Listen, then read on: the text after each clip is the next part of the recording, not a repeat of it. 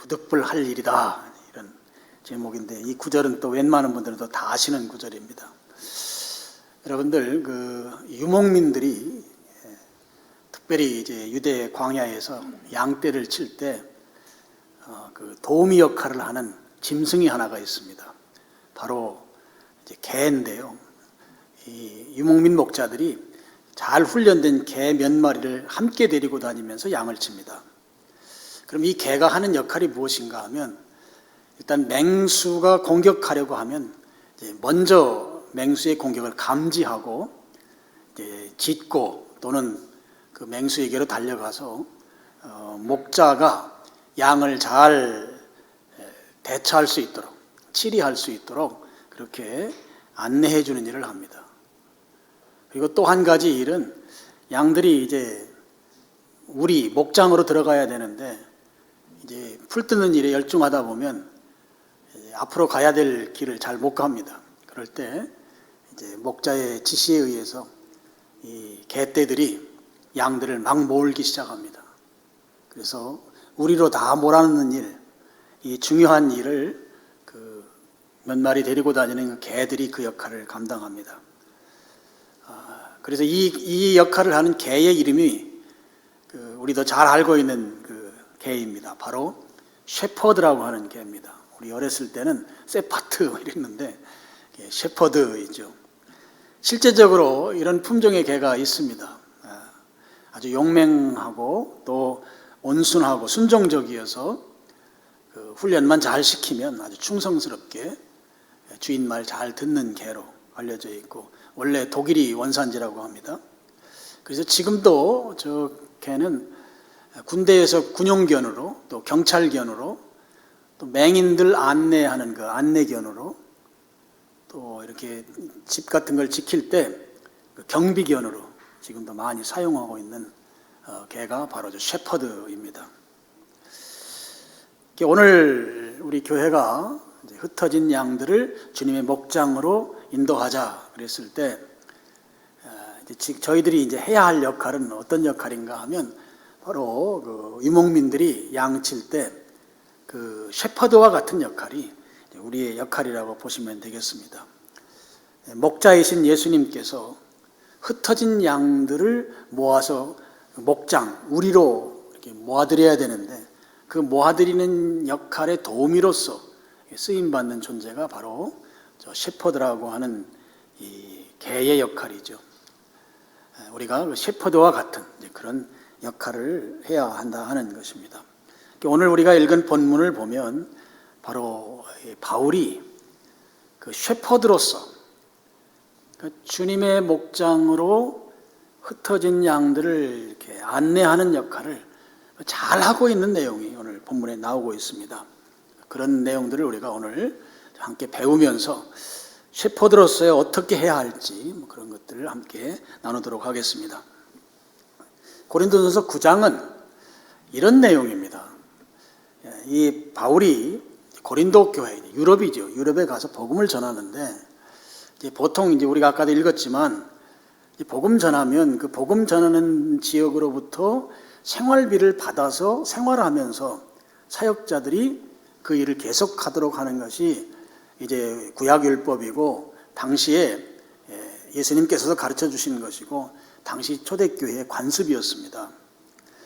그런데 이 바울은 고린도 지역에서 복음을 전하면서 고린도 교회로부터 생활비도 받지 않고, 요즘 말하는 사례비도 받지 않으면서 그가 하는 영혼 구원하는 일에 최선을 다했습니다. 그러면 일반적으로 오늘날 같으면 굉장히 칭찬받을 일입니다. 근데 당시에 그렇게 사역하는 바울에 대해서 당시 교인들이라든지 당시 지역 사람들이 안 좋게 생각했습니다. 안 좋게 생각하는데, 그 안 좋게 생각하는 것이 어떤 면이었는가 하면, 바울이 왜 다른 사도들은 다 교회로부터 생활비를 받아서 살아가는데 바울은 왜 교회로부터 생활비를 받지 않는가? 그걸 보니까 바울은 사도가 아니다 하는 거예요. 이 사도권에 대한 의심을 받기 시작한 것이죠. 오히려 교회로부터 지원을 받지 아니하고 열심히 섬기면 칭찬받아야 될 일인데, 당시에 그 삐딱한 고린도 교회인들, 세상 문화에 젖어 있던 그 세상적 사고 방식에 젖어 있던 사람들은 바울에 대해서 아니 당연히 받아야 될 사례비를 받지 않는 그것을 보니까 바울은 사도가 아니고 또 바울의 가르침은 올바른 가르침이 될 수가 없다. 그래서 바울을 따르면 안 된다라고 하는 이런 부정적인 기류가 교회 안에 형성되어 있었습니다. 그렇게 되다 보니까 복음을 전한다고 하는 것이 이게 여간 큰 장애가 되지 않을 수 없었던 것이죠. 이런 상황 속에서 고린도전서 9장은 내가 왜 생활비를 받지 않고 복음만 전하는지 그 바울이 지금까지 그렇게 해온 그 본인의 삶에 대해서 고린도 교회 성도들을 지금 설득하는 또는 변명하는 그런 내용들이 고린도전서 9장 내용입니다. 오늘 우리가 12절부터 읽었는데요. 12절 보시죠. 다른 이들도 너에게 이런 권리를 가졌거든. 이런 권리는 그 생활비 지원받는 권리를 말합니다. 하물며 우리일까 보냐. 고린도 교회에 와서 복음을 전하는 우리는 당연히 받을 수 있다 하는 거죠. 그러나 우리가 이 권리를 쓰지 아니하고 범사에 참는 것은 그리스도의 복음이 아무 장애가 없게 하려 함이로다 그랬습니다. 교회로부터 지원받아서 생활하는 건 당연한데 그 지원을 받지 아니한 이유를 지금 바울이 설명하고 있습니다. 왜 지원받지 않았는가 하면 그리스도의 복음이 전파되는데 장애가 되지 않게 하기 위해서 그렇게 한 것이다. 지금 바울에게 있어서의 오직 한 가지 관점은 복음이 어떻게 되면 잘 증거될 수 있겠는가? 어떻게 하면 이 복음이 전해져서 영원히 구원받는 이 일이 잘 이루어질 수 있겠는가? 이 한 가지에만 그의 전 목적이 다 거기에 달려 있습니다. 그래서 나는 고린도 교회로부터 어떤 생활비도 지원받지 않고 이 사역에 내가 집중하고 있다 하는 것이죠. 여러분 오늘날도 세상 사람들이라든지 또 교회 안에 이런 살림들에 대해서 좀 부정적으로 보는 분들은 교회가 어떤 물질적인 유익을 얻기 위해서 복음을 전하고 교회로서의 그 활동들을 한다 이렇게 생각하는 분들이 혹간 계십니다. 세상 사람들은 심지어 교회를 기업이라고까지 그렇게 말하는 분들도 계시죠. 지금 바울이 교회로부터 아무런 지원도 받지 아니하고 그가 받은 사명을 충성스럽게 감당하는데 지금 받지 않는 것 때문에 그의 사도권이 부정되고 있어요. 그리고 사도권이 부정된다는 것은 바울의 가르침은 올바른 가르침이 아니라고 하는 것이 되는 것이죠. 그러니까 바울의 가르침을 따르지 말라고 하는 데까지 이르게 되면 바울이 전하는 복음이 이게 제대로 전해질 수가 없는 상황이 되는 것입니다. 이런 상황 속에서 내가 왜 생활비를 지원받지 않은 줄 아는가? 지금 세상 사람들이 가지고 있는 가치관, 또 교회 안에 있는 특별히 물질주의적인 이 고린도 교회라고 하는 이 지역은 그 바다와 아주 밀접하게 연관되어 있어서 굉장히 타락한 도시였습니다. 이 도시의 사람들이 가지고 있는 그 사고방식 속에서 어떻게 해서든지 복음이 순수하게 전해지는 것에 대한 그 한 가지 일념으로 바울은 그들의 그런 지원하는 것을 사양하고 복음 전하는 일을 열심히 했던 것이죠. 그런데 지금 사람들은 뭐라고 말해요? 복음 전하는 것이 자기들 먹고 살기 위해서 또 돈 벌기 위해서 그런다고 생각하는 그 생각을 제어하기 위해서 그 생각이 잘못됐다고 하는 것, 그 생각이 전부가 아니라고 하는 것을 교훈하기 위해서 바울은 고린도 교회로부터 어떤 사례비도 받지 아니하고 오히려 사례비를 받는 것이 복음 전하는 데 장애가 된다고 생각했기 때문에 그는 고린도 교회에게 그런 걸 요구하지도 않고 받지도 않았던 것이죠. 15절 말씀을 한번 보시죠. 그러나 내가 이것을 하나도 쓰지 아니하였고 13절 14절에 당연히 주님을 위해서 전임으로 사역하는 자들은 생활비를 받아야 된다라는 말씀이 있는데 그걸 내가 하나도 쓰지 아니하였다. 또 이 말을 쓰는 것은 내가 이같이 하여 달라는 것이 아니다. 지금 내가 이 생활비 문제를 이렇게 기록하는 것은 야, 나 챙겨줘, 나한테 돈 좀 줘, 이렇게 하는 것이 아니다 하는 거죠. 그러면서 하는 말이 내가 차라리 죽을지언정 누구든지 내 자랑하는 것을 헛된 대로 돌리지 못하게 하려 합니다. 바울이 지금 얼마나 굳은 결심과 결의가 있는지를 알 수 있는 대목입니다. 지금 교회로부터 어떤 지원도 받지 않는 것은 차라리 내가 굶어 죽을지라도 내가 자랑하는 것, 바울이 자랑하는 것은 예수 그리스도의 복음이죠. 부활의 복음. 예수 그리스도를 믿으면 구원받는다고 하는 이 복음, 이 영혼 구원, 이 일이 헛된 대로 돌리지 못하게 한다. 구원받는 이들이 그 생활비 받는 것으로 말미암아 구원받는 일이 잘못되어지고 구원받는 사람들이 줄어들까 걱정하는 마음이 너무나 크기 때문에 내가 차라리 굶어 죽는 게 낫다. 그렇게까지 지금 바울이 표현하고 있는 것을 볼 수 있습니다. 바울의 이러한 결심은 19절부터 22절에 잘 나타나고 있어요. 19절, 내가 모든 사람에게 자유로우나 스스로 모든 사람에게 종이 된 것은 더 많은 사람을 얻고자 합니다. 종의 모습을 스스로 취한 것은 더 많은 사람들이 구원받게 하기 위한 목적이다 하는 것이에요. 그 다음에 20절, 21절, 22절을 보면 유대인에게는 유대인같이 됐고 또 율법 없는 자에게는 율법 없는 자같이 됐고 약한 자에게는 약한 자같이 된 것은 22절 마지막 부분에 아무쪼록 몇 사람이라도 구원하고자 합니다. 바울은 철저하게 구원받는 이 일, 영혼 구원에 대한 이 목적 하나로 자기는 어떻게 돼도 괜찮다는 거예요. 사람들이 구원받는 것, 구원만 받기만 할 수 있다고 하면 내 자유와 권리를 다 포기할 수 있습니다. 또 오히려 종의 몸으로 나를 얽매고 또 구속당하고 이런 일도 기꺼이 당하겠다고 하는 것이죠. 그러면서 16절 말씀, 내가 복음을 전할지라도 자랑할 것이 없습니다. 자기의 모든 것을 다 내려놓고 모든 권리를 다 포기하면서까지 살아왔는데 그러면서도 나는 복음을 전하면서 나는 자랑할 것이 없습니다. 실제로 바울은 자랑할 것이 많은 사람이잖아요. 예수님 믿기 전에 그의 이력서를 보더라도 우리가 깜짝 놀랄 만큼 아주 멋진 대단한 이력서를 가진 인물입니다. 예수님 믿기 전에 이력서는 차치하고서라도 예수님 믿은 이후에 그의 경력 이력서를 보면 여러분 그가 받은 계시가 놀랍지요. 그는 삼층천의 경험을 한 사람이에요. 또 그의 영적인 체험들도 이루 말을 할 수가 없습니다. 그는 죽은 자도 살릴 만큼 놀라운 사역의 경험들을 가지고 있습니다.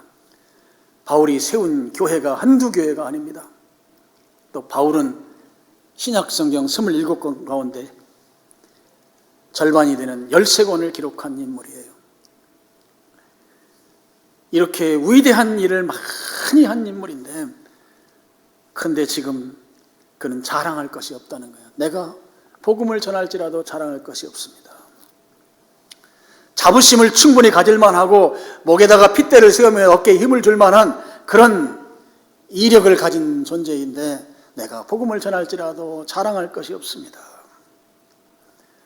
여러분 이렇게 고백하는 바울의 이 정체성, 어떤 정체성인가 하면 철저하게 나는 예수 그리스도의 종이라고 하는 정체성을 가졌다는 거예요. 거기에서 나오는 고백이에요.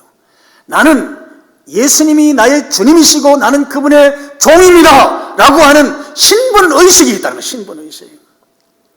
내가 복음을 전할지라도 전혀 자랑할 것이 없습니다.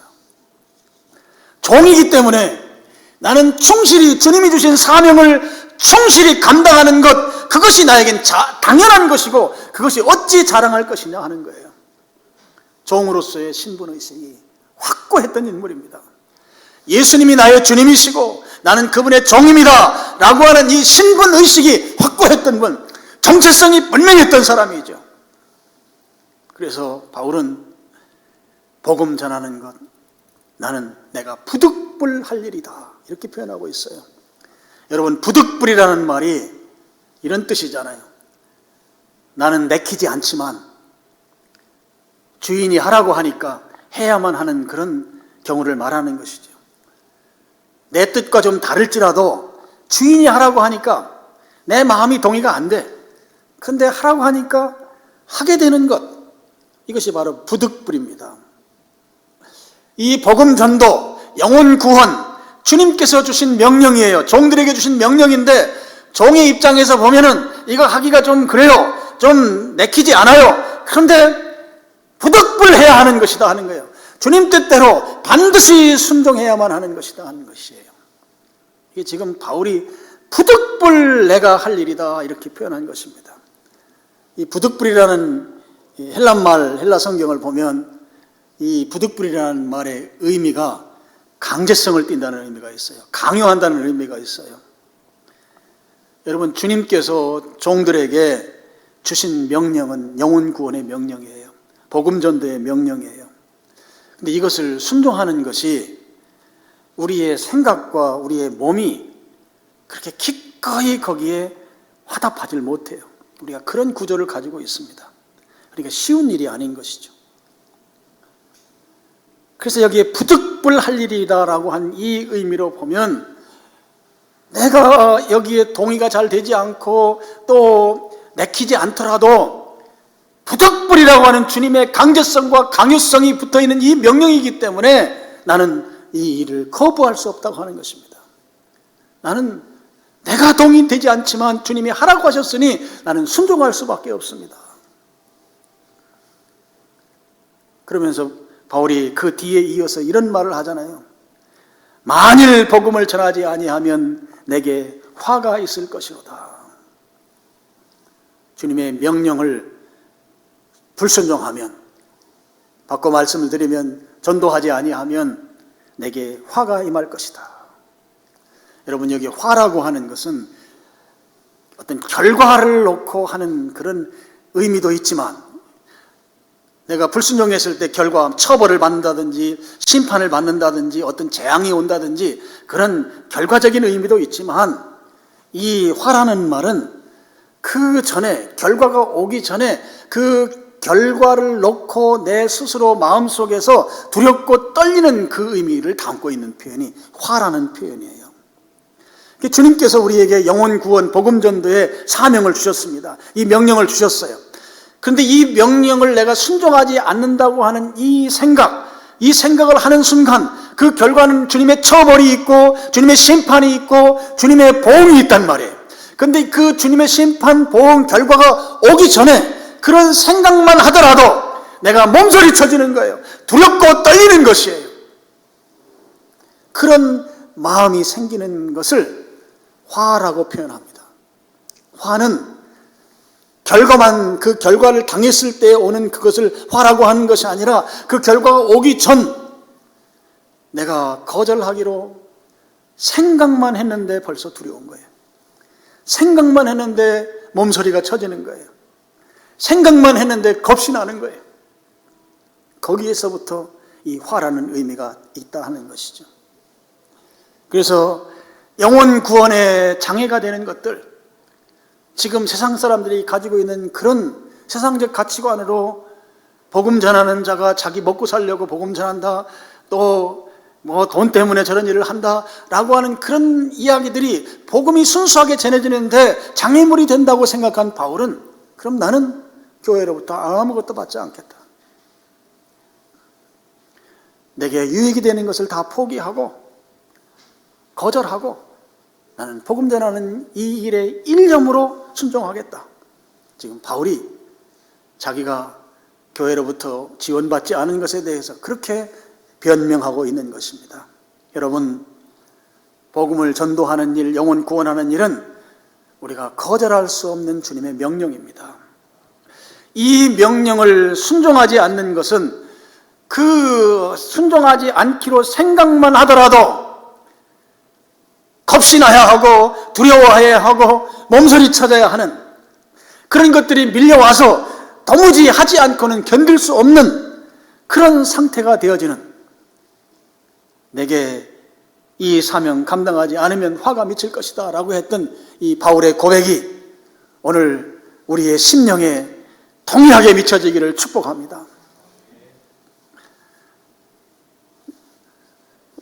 잠시 주님의 이 영혼 구원의 명령을 불순종했을 때 그걸 생각만 했는데도 두려워서 견딜 수 없는 마음, 이 바울의 마음이 오늘 저와 여러분의 마음에 그대로 이식되기를 바랍니다. 이 마음이 생겨야 우리가 복음 전하는 이 일을 잘 감당할 수 있어요.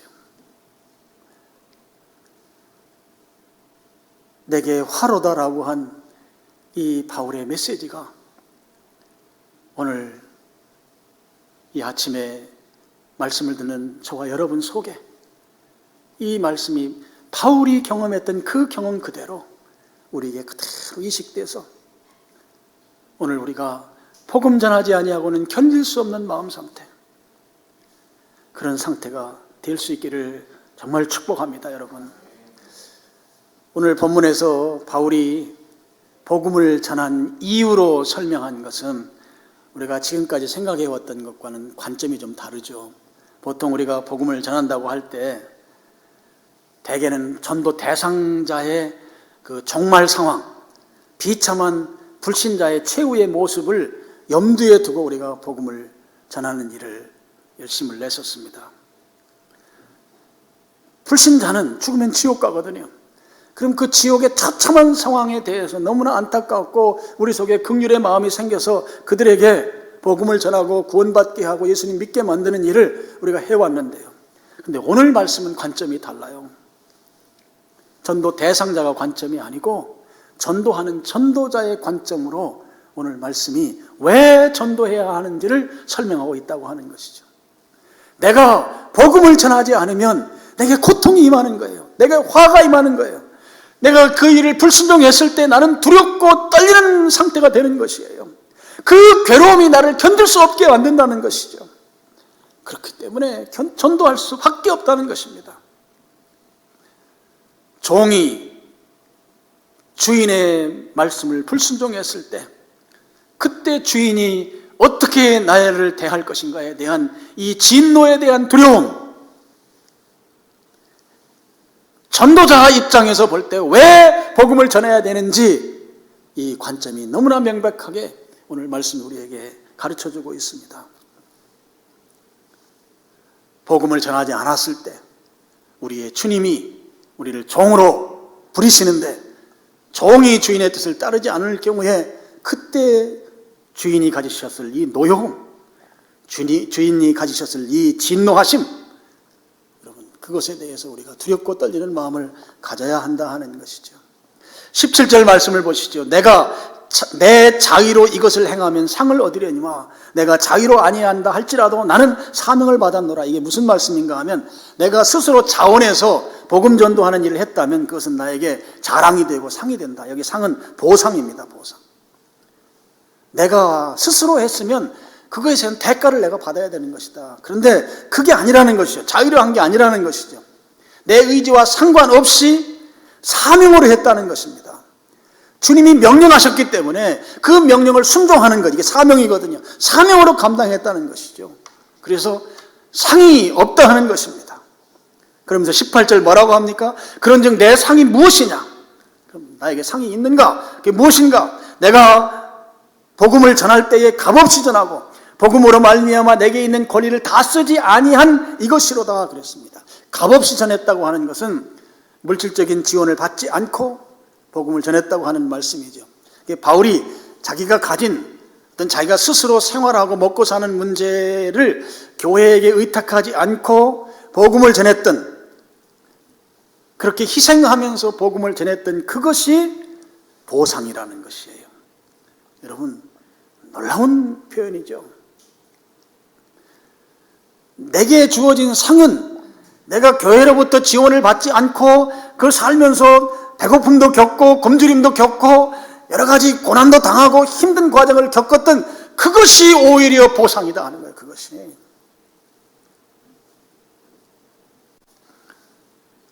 바울은 적어도 여기서 세 가지 확신이 있었던 것 같아요. 한 가지는 나같이 젊었을 때에 예수님 믿는 사람들을 죽이기까지 했던 그야말로 은혜가 아니면 내가 존재할 수 없는 이 존재인 나 같은 사람을 하나님이 영혼 구원하는 일에 써주신단 말이에요. 하나님이 쓰임받고 있다고 하는 이 사실이 바울에게는 상이라고 여겼던 것입니다. 복음 전하는 자로 나를 쓰신다고 하는 이 사실이 바울은 그게 상이라고 여겼다는 거예요. 상. 나 같은 걸 써주시니 이것이 상이죠. 이것이 대가란 말이에요. 이것이 보상이란 말이에요. 여러분, 이 은혜가 우리에게도 있기를 바랍니다. 나 같은 것을 주님이 주님의 일에 써주신다. 나 같은 것을 영혼 구원하는 일, 복음 전하는 일에 주님이 써주신다. 바울은 그것을 상이라고 여겼어요. 상. 이것이 하나님이 주시는 상이다. 이것이 하나님이 주시는 대가다는 거예요. 두 번째로 바울이 상이라고 여긴 것은 고린도 교회가 바울에게 생활비 내지는 오늘날 표현하면 사례비를 주지 않았습니다. 그걸 받지 않았어요. 받지 않았음에도 불구하고 그가 복음 전하는 일, 그 일을 할 수 있다고 하는 이 사실이 보상상이라는 거예요. 물론 바울이 고린도 교회에서 지원을 받지는 않았지만 우리 성경에 나오는 대로 빌립보 교회라든지 데살로니가 교회라든지 고린도 골로새 교회라든지 이런 교회들로부터 많이 지원을 받았어요. 지원받아서 사역했어요. 물론 지원을 받을 수 없는 상황일 때는 스스로 텐트 메이커가 돼서 텐트 고치는 일, 장막 짓는 일을 통해서 생활을 해나가기도 했어요. 바울에게 있어서는 돈이 있고 없고는 전혀 문제가 아니었어요. 지금 고린도 교회로부터는 그런 사회적인 풍토가 있었기 때문에 외부 교회에서 지원받고 또 성도들이 지원해주는 그것으로 사역을 감당했던 것이죠. 그러니까 지금 이 교회로부터 생활비, 사례비를 받지 않고 그 받지 않음에도 불구하고 지금 주의 복음을 전하는 이 일을 할 수 있다고 하는 것, 그것이 상이다 하는 거예요. 그것이 상이다. 세 번째로 바울이 상을 생각하면서 기억했던 것은, 여러분, 이 땅에서의 삶이 끝나고 나면 우리 다니엘서 12장 3절 보면 이런 말씀이 있어요. 많은 사람을 옳은 대로 인도하게 한 자는, 옳은 대로 돌아오게 한 자는 하늘의 별과 같이 빛나리라. 그런 표현이 있습니다. 이 땅에서 종으로서의 신분의식을 가지고 어떠한 대가도 바라지 않고 어떠한 보상도 바라지 않고 어떠한 칭찬도 기대하지 아니하고 마땅히 행할 일을 행한, 자랑할 것도 없고 부득불할 일에 대해서 순종하고 순종 안 하면 화가 미칠 것이라고 여기면서 충성했던 그 사람에게 하나님이 그냥 그렇게 그걸로 끝내실 건가? 그렇지 않다고 하는 것을 바울은 확신했어요. 누가복음 12장 37절 말씀을 우리 스크린 보시고 같이 한번 읽겠습니다. 주인이 와서 깨어있는 것을 보면 그 종들은 복이 있으리라. 내가 진실로 너희에게 이르노니 주인이 띠를 띠고 그 종들을 자리에 앉히고 나와 수종들리라. 여기에 주인은 주님이십니다. 주님이 이제 종말 시대가 되면, 말세가 되면 깨어있는 것을 보고 그 종들에 대해서 복이 있다고 표현하죠. 그러면서 예수님께서 말씀하시는 거예요. 내가 진실로 너에게 이르노니 주인이 띠를 띠고, 여기 띠를 띈다는 말은 물론 이제 유대인들 그 옷에 그 허리띠를 띈다는 건 말이거든요. 이건 활동하거나 이동할 때 이제 옷내무새를 갖추는 걸 말하는데, 이걸 조금 바꿔서 말하면 이제 앞치마를 두르고 이런 뜻이에요. 앞치마를 두르고. 주님이 앞치마를 두르고 누구를 식사의 자리에 앉힙니까? 종들을 식사의 자리에 앉히는 거예요. 그리고 누가 수종을 드는 거예요? 누가 수종을 들어요? 주님이 수종을 들어요. 여러분, 이 땅에서 종으로서의 역할을 신실하게 감당하고 나면 하늘에서 별이 빛나는 것과 같은 일이 일어나는데, 그 일이 주님이 앞치마를 입고 와서 이 땅에서 종으로서 수고한 자들을 자리에 앉히고, 식사의 자리에 앉히고, 예수님께서 식사의 수종을 들면서 그 종들을 섬기는 이 모습, 이 놀라운 축복이 기다리고 있다고 하는 것이죠. 바울은 이 사실을 알았습니다. 그래서 나의 달려갈 길을 마치고 난 후에 자기가 면류관을 쓸 것도 알았어요. 주님이 보상한다는 걸 다 알았습니다. 근데 이 땅에 있는 동안에는 내가 종이기 때문에 종의 신분의식으로 어떤 자랑도 하지 않고 어떤 보상도 바라지 아니하고 나는 오로지 충성할 뿐이다.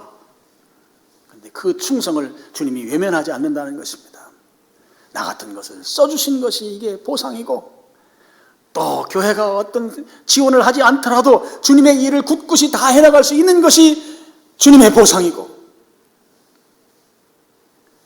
또 천국에 가면 주님이 앞치마 두르고 나를 식탁에 앉히고 나를 수종드는 이 엄청난 일이 우리에게 펼쳐진다고 하는 이 사실 때문에, 그것이 보상이라고 하는 이 사실을 믿었던 바울이 오늘 나는 부득불 주의 복음을 전하고 이거 자랑할 것이 없습니다. 오히려 전하지 아니하면 내게 화가 미칠 뿐입니다.